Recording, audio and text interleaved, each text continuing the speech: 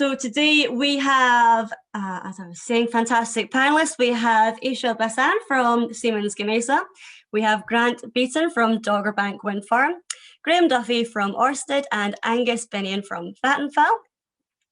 So ladies and gentlemen, perhaps we can take a minute to just go around and you can introduce yourself, tell us a little bit about what you studied and what job you're in just now. Who'd like to kick off? So yeah, hi, my name's Eishar. I always say Eishar like Shisha. It helps people remember my name.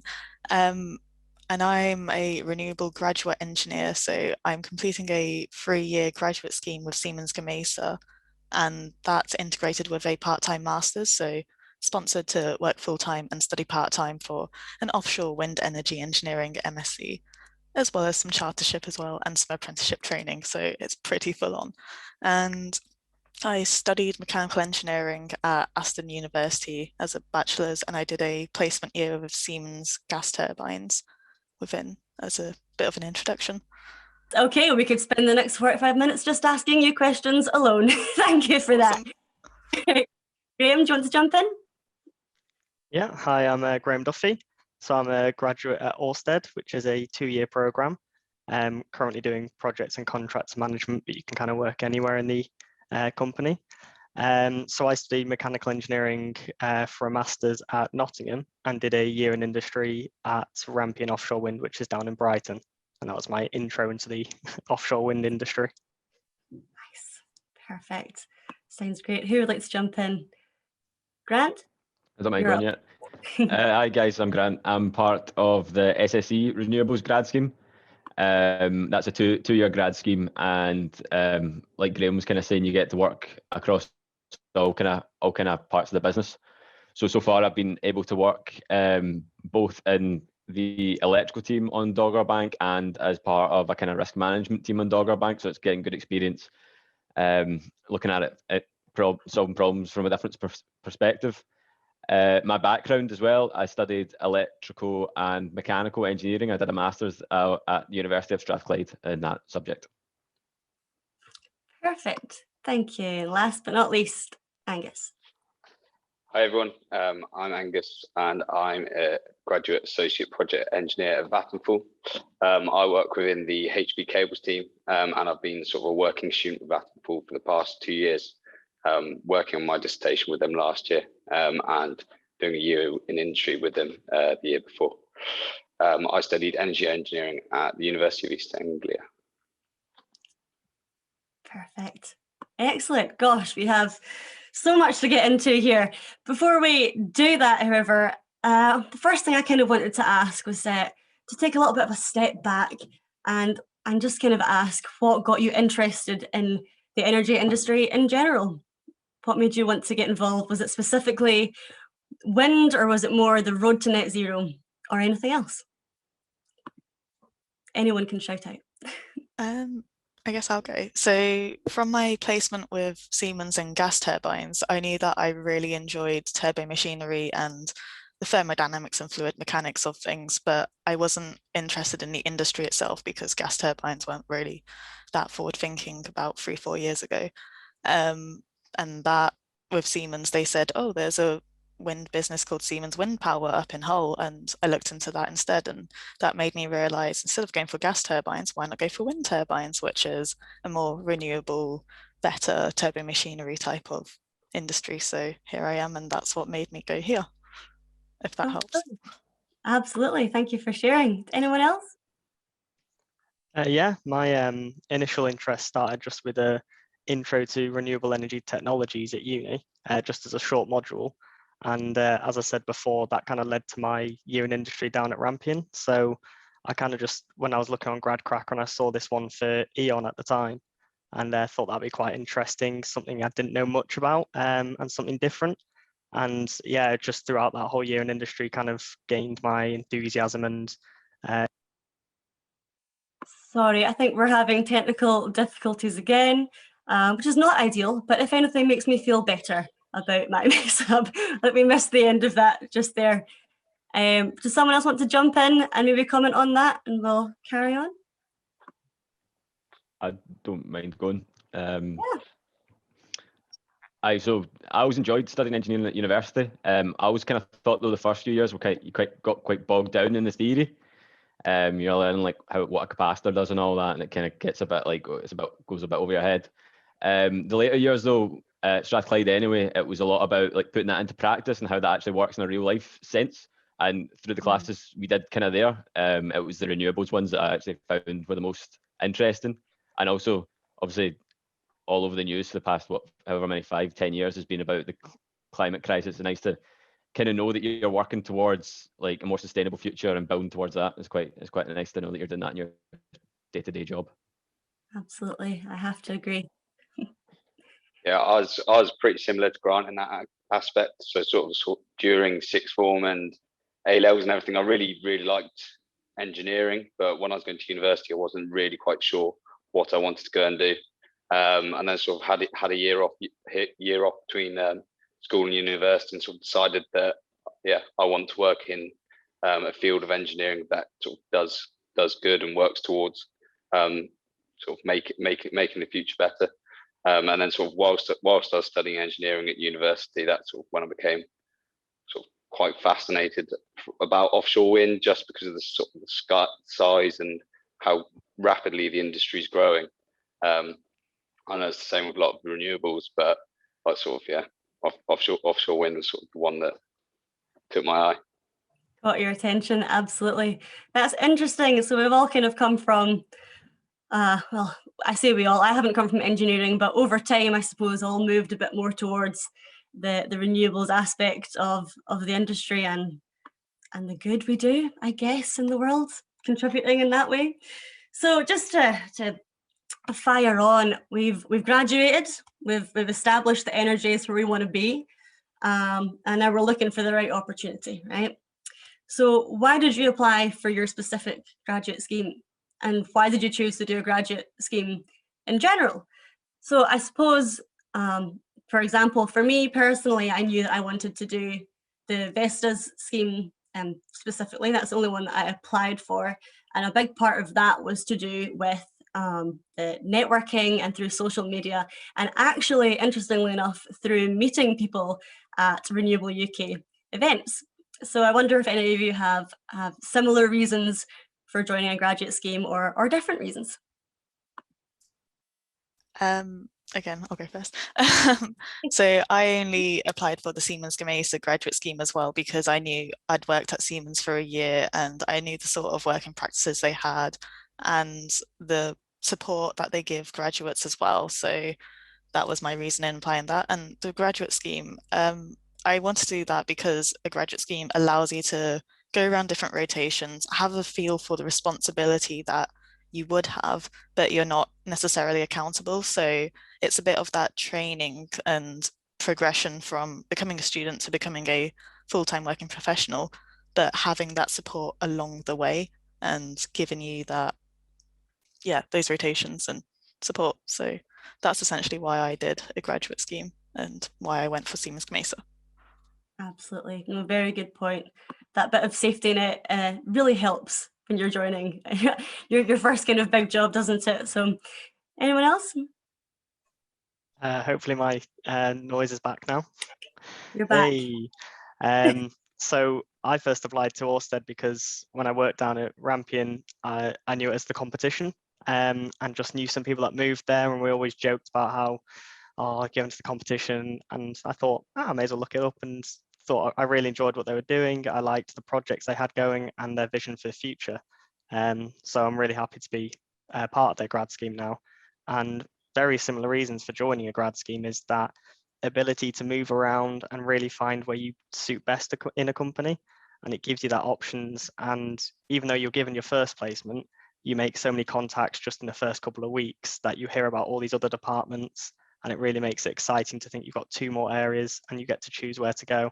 And it doesn't have to just be in the UK, it can be across the whole world, which is another reason I applied for Ørsted. So yeah. Absolutely.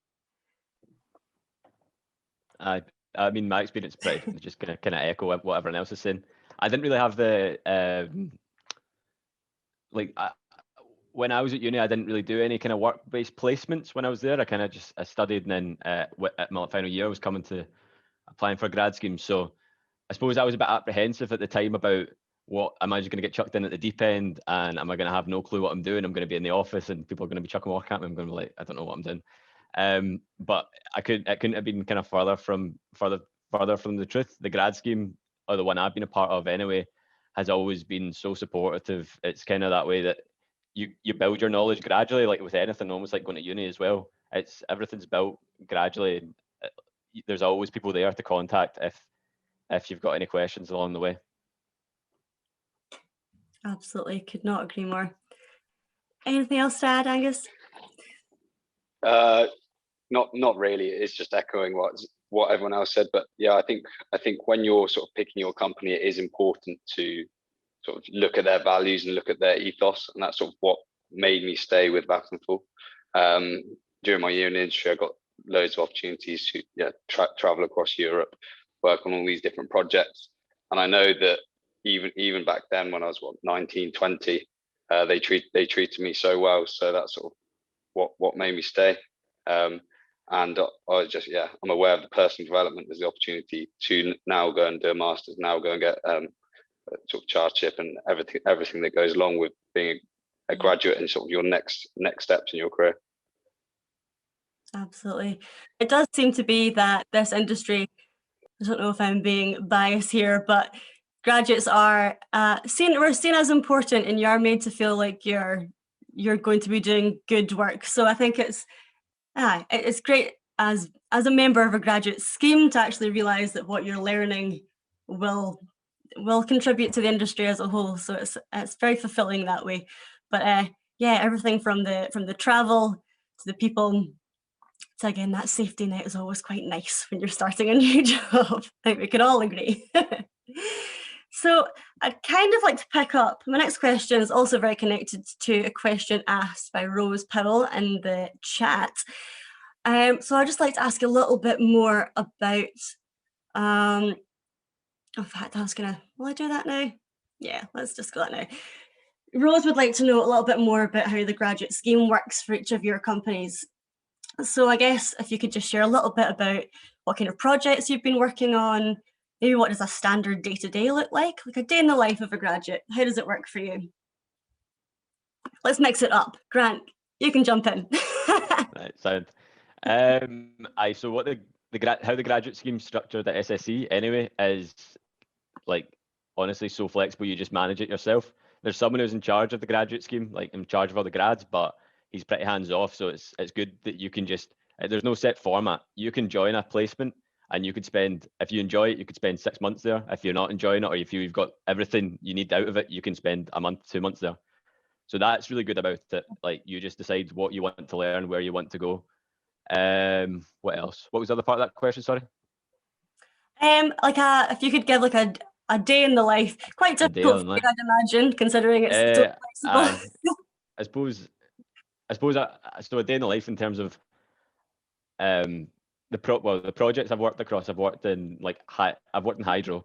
I've worked offshore. I've worked with offshore wind, onshore wind, and the electrical team, and like design and delivery team and risk management. So that's only 10 months in, and that's like a lot of really good experience, like stuff that I've really enjoyed. Day to day, honestly, I think it's kind of almost similar to uni in a way that you'll have different things on to do at different times. So you might have like a report to write or a technical note to write, and you've got that going on in the background, and you do your research for that. You'll talk to people about it and you work away on that. But then someone might chuck you something and say, I need this for like Friday. And it could be, so stuff that I'm doing as well as like maybe writing a few reports or a technical note is working on like the cable arrays. I don't know if this is going into like cable arrays for the wind farm. So like plugging things into like an Excel and trying to get a result and seeing if that's feasible or not. I don't know how to explain it really in this kind of context, but it varies. And if you enjoy it, you can get plenty more of it.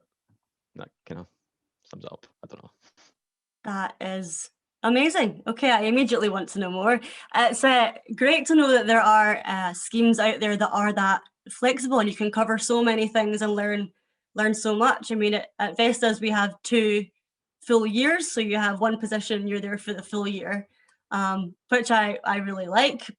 I'm really enjoying that because it gives you the kind of the full in-depth experience of being part of a team and part of that department. But at the same time, if you're wanting to get a bit more experience and you're not quite sure where exactly you want to be, maybe something like your program would be absolutely ideal. That's really interesting. Eishar, I'm sorry I cut you off earlier. Would you like to jump in? Honestly, don't worry. Well, I'd say mine is kind of completely opposite to Grant's. So it's not flexible in that sense. So we have a 3-year grad scheme and we're required to do a bit of university in the first 3-4 months and then do the work part-time during then, but then work part-time during the next 8 months. But then COVID ruined everything because I'm in my second year currently. So first year it was very structured. Second year COVID ruined everything. So it's now very work and study at the same time, which is quite hard. And I've got a dissertation to do come September for another year. And day in a life, it varies as well. So technically today I was supposed to be in Scotland on a customer walk down, but 2 people in the house have COVID now. So I am isolating, which is great. And oh gosh, it's so sad. So it just consists of working at home. And like Grant said, it's like university where you have different projects and you're involved in different things and it can take certain amounts of time. So you structure your time however you want to do it and you work on different projects, speak to people, network, find out the information needed to complete it all. And yeah, our grad scheme, it covers quality, EHS, so environmental health and safety. And then there's engineering and there's also operations to cover the different areas and competencies covered to achieve chartership and also our apprenticeship. So it's all quite structured in that to ensure that we get the best out of everything, but there is flexibility to say you can leave the grad scheme whenever you want and apply for a full-time role. And so 2 members of the grad scheme have already done that and they're in Taiwan and or Denmark. So you can go wherever you want in the world as well. But yeah, there's a lot as well. Yeah, it's very full on. I'm wondering if you ever have time to sleep, but I don't. I actually don't. But very exciting and very promising that you're already seeing people getting full-time work from this and yeah, taking it forward. That's amazing. Yeah. Gosh, we could be talking about this for so long. I'm just watching the clock there. I'll let someone else speak. No, that wasn't me cutting you off. I apologize. Don't worry. Angus, would you like to jump in?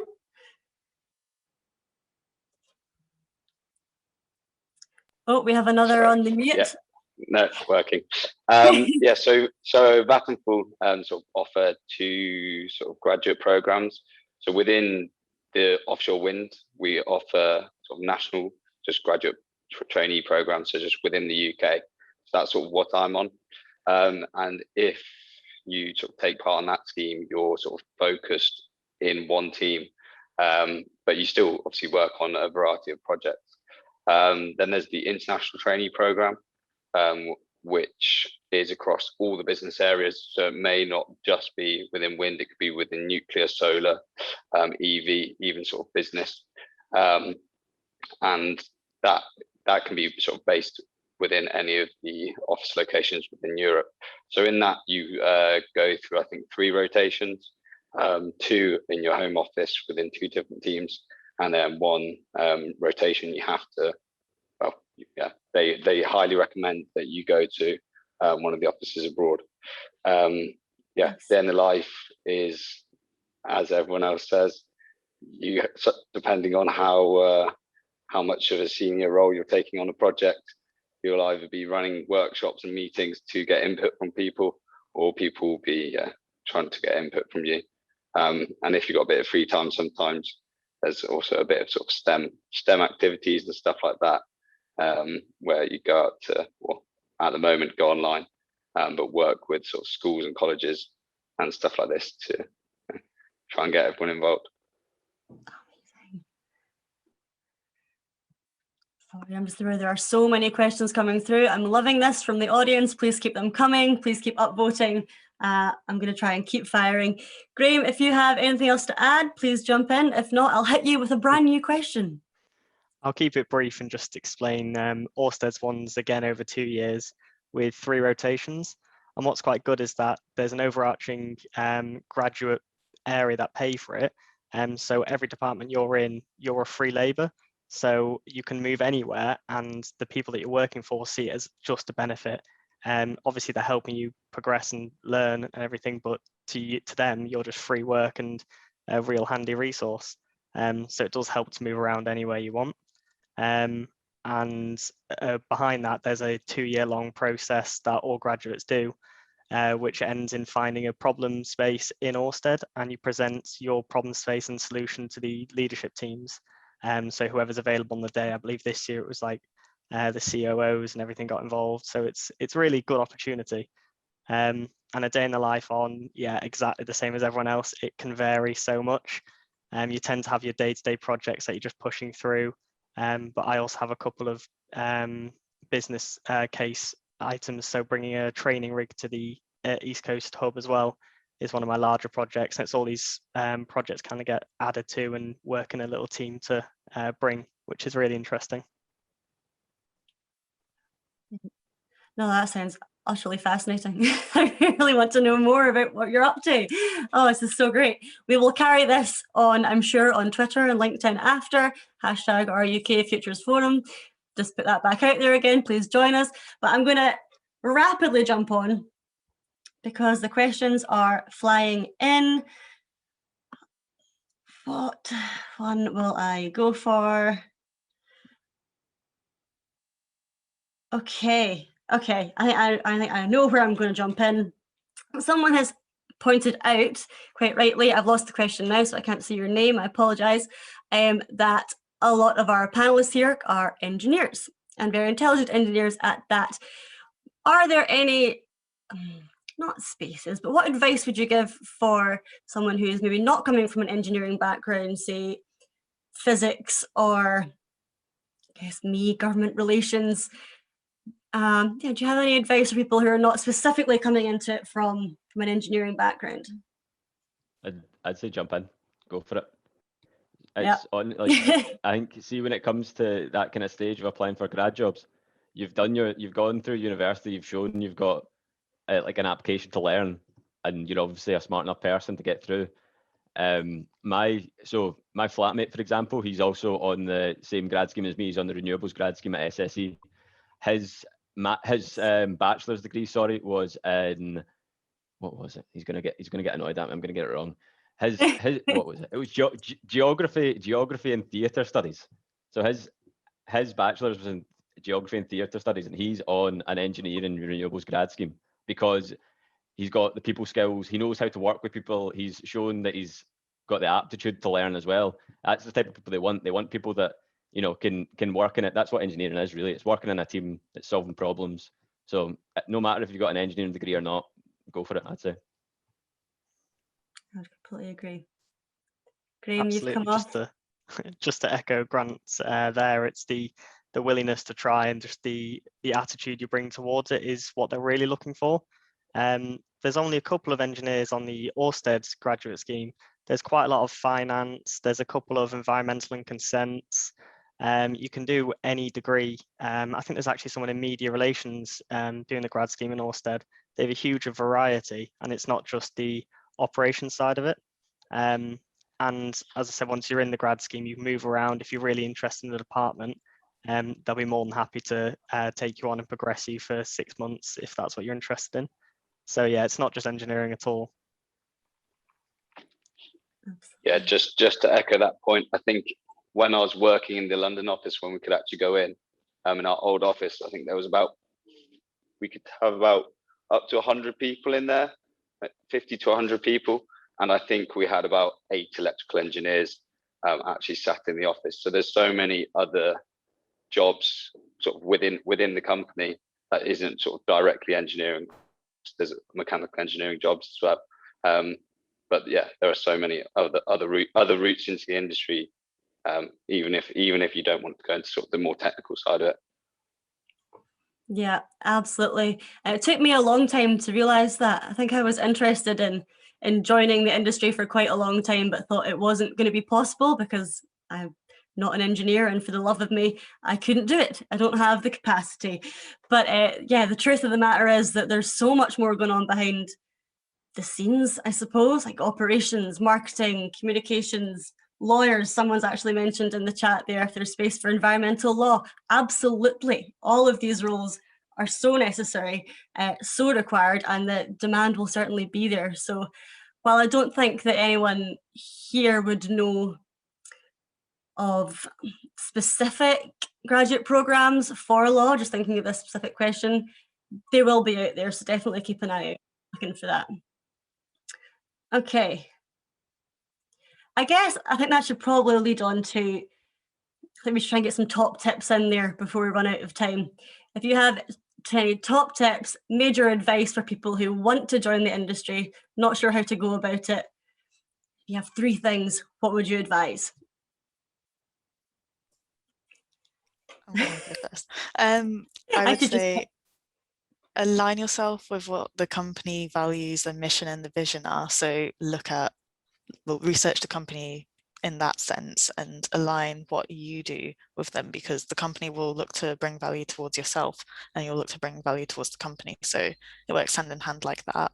Make sure, because the way to get a graduate scheme or a job or whatever, it's mainly your CV and cover letter. So ensure that you practice that and get the skills to make your CV and cover letter stand out and be original and different, but also represent yourself in a cover letter format, because you are selling yourself.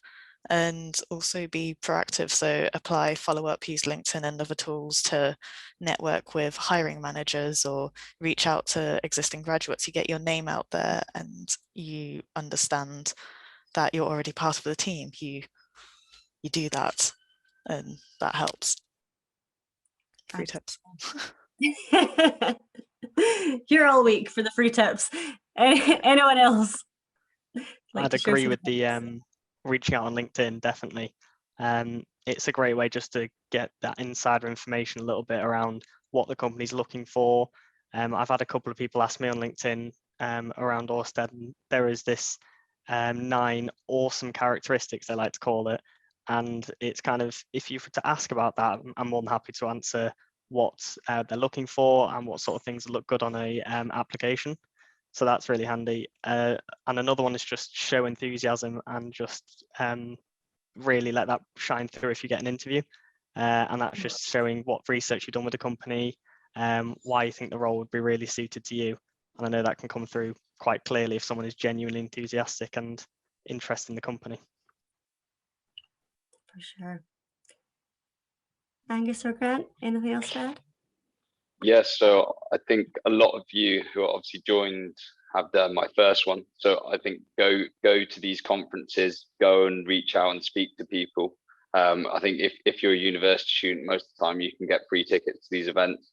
And if you can't get a direct student ticket, if your university emails or even starts a department, I'm sure they'll be more than willing to pay for some tickets for students to attend.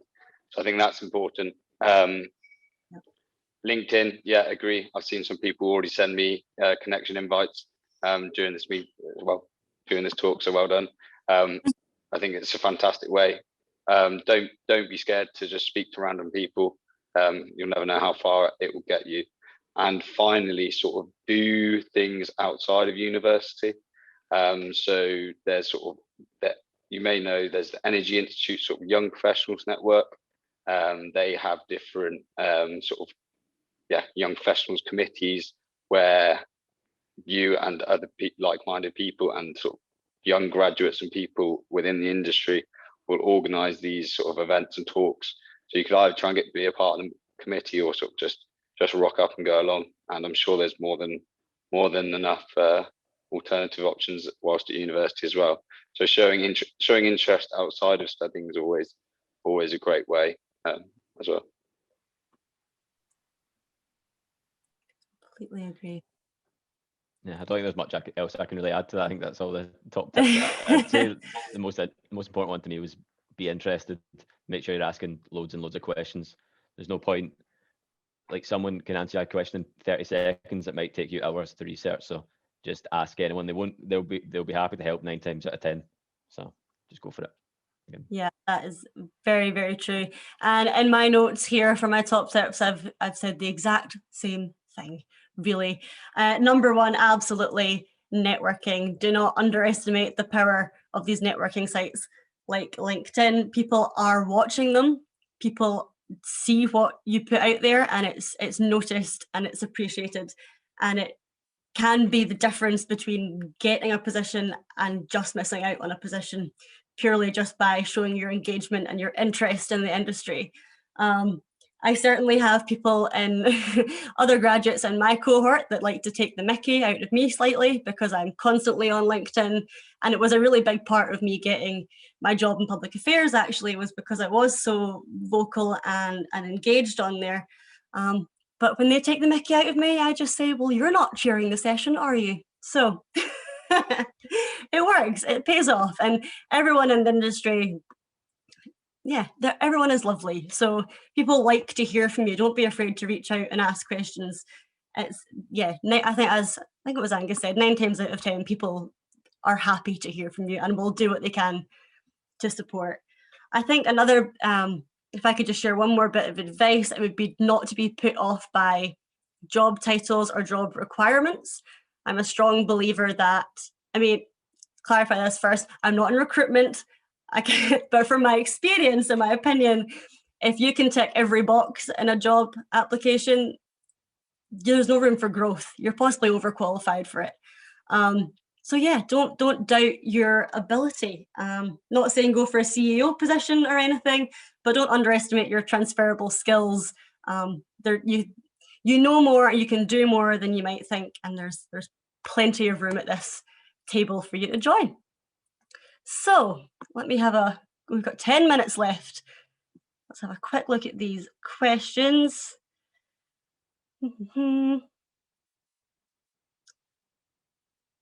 Which would be more beneficial for a college graduate who's interested to work and learn more within the industry? Has anyone on the panel done a traineeship or apprenticeship before doing the graduate program? I'm kind of on an apprenticeship now, yeah, so I'd say that's kind of... I don't know. Yeah, my one's a bit weird because I do the apprenticeship on the graduate program, but yeah, for a college graduate who's interested to work and learn more within the industry, I don't really know. I think it just depends what you really want to go for, because each ship gives you a different goal at the end, and depending on what the goal is, so this apprenticeship will help me get my MSc, but then the graduate scheme will help me develop my chartership competencies and learn about the world of work within the actual job role I'm in. So it's different things that will give you different goals, and if you figure out what each ship gives you, then you can align it to what you want, I guess. Absolutely. That's right. It's quite a difficult one to ask to answer, sorry, because of course everyone's different, and there are so many different routes to join the industry. So really, I think it's just about finding what suits you and just asking. Yeah, I've also noticed that someone's asked if it's possible to connect with the graduates on LinkedIn. Personally, yes. I'm going to say that everyone else here would be more than happy to speak to anyone. So yeah, go for it. I mean, we can't say to you to go for it and ask people questions and then not accept your invite, can we? We're not going to do that. Something that I did want to go back and talk about a little bit, which I think might be quite useful for people applying for graduate programs, is the application process itself and the interview process, and kind of how long the whole thing took from applying to getting your job. Would anyone like to share their experience of applying for a graduate scheme? I don't mind going. Go for it. So I applied for a few graduate schemes when I was in my last year at uni, all kind of based around renewables. SSC, from what I could see, were the quickest really to get back to people in terms of like the ones I applied for anyway. So I think I had it up here actually. I took a note of what the application process was. I think there was like a targeted application. So it was like you'd fill in an application form and it had set questions that wanted you to answer. So you'd fill in like your name, your degree, your qualifications, and you'd answer these questions. Then it went on to, once you passed that, it would go on to a numerical reasoning and inductive reasoning.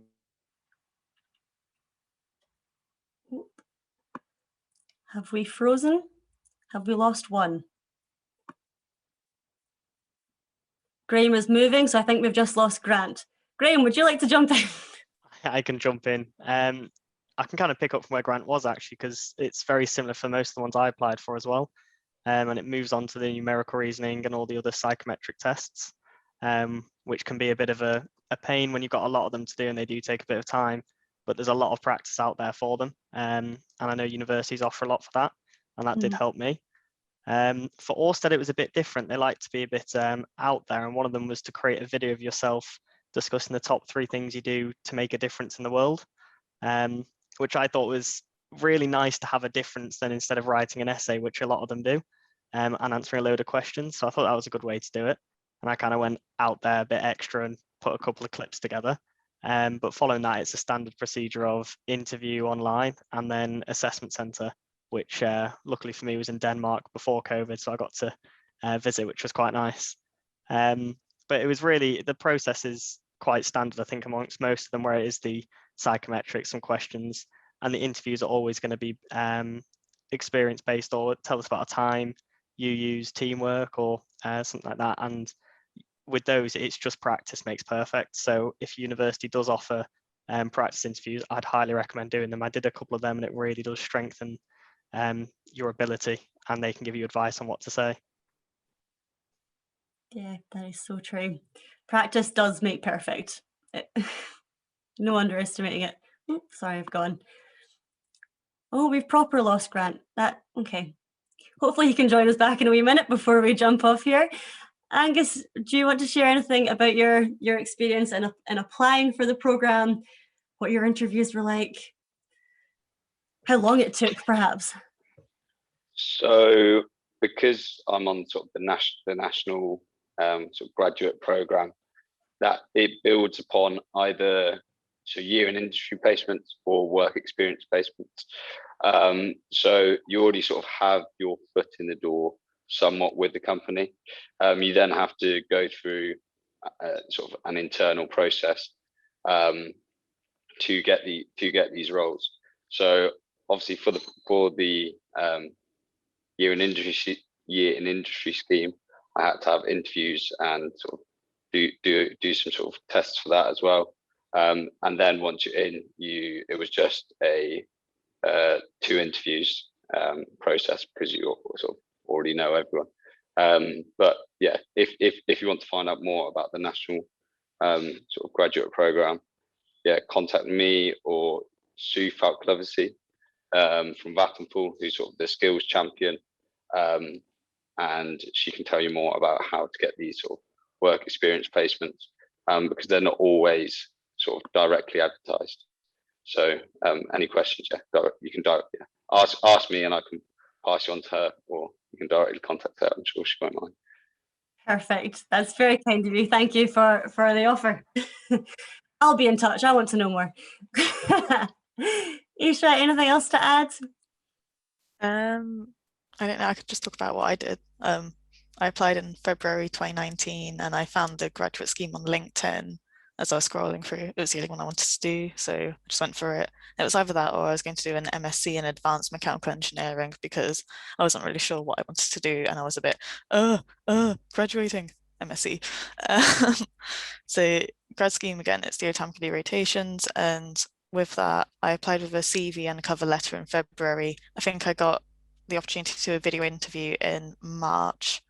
And then with the video interview, it was just about 5 different questions, asking what you know about the business, what you know about wind turbines, and it was doing different things that you could do to demonstrate your knowledge. So I apparently stood out because I decided to draw a wind turbine and just go wind down energy and do it in that sort of fashion, if that helps. And then after that, I think there was also in March, a assessment centre, which was for the day. And from there, I got a call back a few days later to say I'd been accepted. And then from there was another day, I think in July, where we went up to talk about the MSc, about the graduate scheme and how it was all going to happen. And we had some information coming through via email to get us prepared. And then September 2019, that was our first start date. So that's when we started. Okay. And from there, it's been great. And yeah, I'd recommend practicing competency-based interviews as well, because if you get different examples of projects that you've done and apply different competencies to them and use the STAR methodology, you'll be pretty sorted. I upvote that comment. Absolutely. Oh, it was great and interesting to know how everyone got here in the end, in a kind of very similar but very different fashion. It takes a bit of time. You'll be asked a lot of questions, and there are different hoops to jump through. But like we've all said over the past half an hour, there's lots of support there, and if we can do it, we can do it. So, unfortunately, I'm afraid that's all we have time for. Thank you to all of our great panelists. I really appreciate you taking the time to share your stories and your advice. And thank you to everyone who has tuned in. Thank you for attending. I really hope you've enjoyed the session as much as I've enjoyed chairing it. Please do send us your thoughts in our feedback survey. That would be very, very appreciated. And also keep a lookout for more information about our offshore wind event taking place in September at Global Offshore Wind. One final reminder that this session has been recorded, so you'll be able to access the recording shortly after. Please feel free to keep the conversation going online. I've said it before, I'll say it again, #RUK Futures Forum. The next session is kicking off in 15 minutes, where we'll be talking about the UK's road to net zero. It's about to be a good one. I hope you'll join us there. In the meantime, grab a cup of tea, be excellent to one another, and we will see you soon. Thank you and goodbye.